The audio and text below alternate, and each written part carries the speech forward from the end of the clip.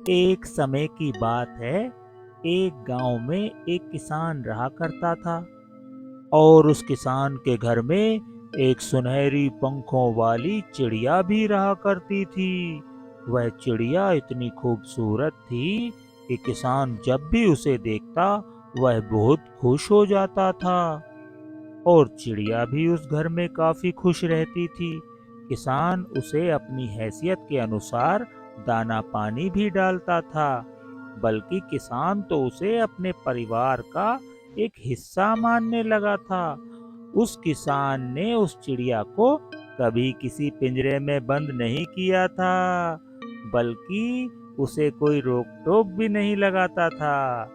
यह चिड़िया तो कहीं भी घूम फिर कर आ जाया करती थी।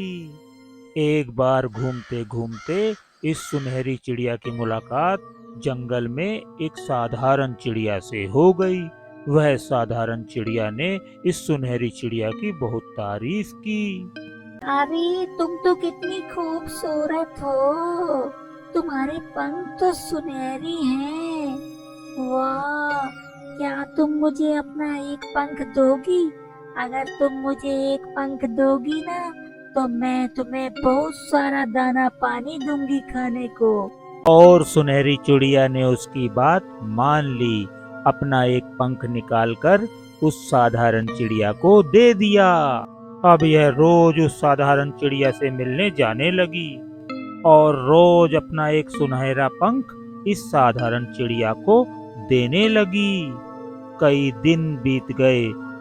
वह अपना एक एक सुनहरा पंख इस साधारण चिड़िया को बांटती रही और जब किसान एक दिन उसे दाना डाल रहा था तो किसान ने देखा कि वो दाना नहीं खा रही थी। तब किसान ने उससे कहा कि तुम कई दिनों से ठीक से खा पी नहीं रही, क्या बात है? तुम्हें कोई परेशानी है हमारे घर में? तो उस सुनहरी चिड़िया ने कहा, अरे हटाओ ये दाना पानी। मुझे नहीं खाना तुम्हारा ये सड़ा हुआ दाना पानी।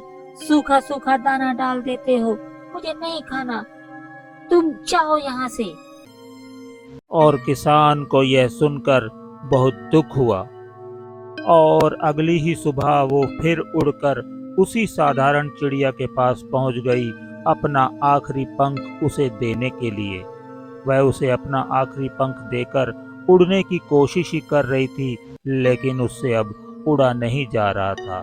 वह सोच रही थी कि आखिर मुझे क्या हो गया।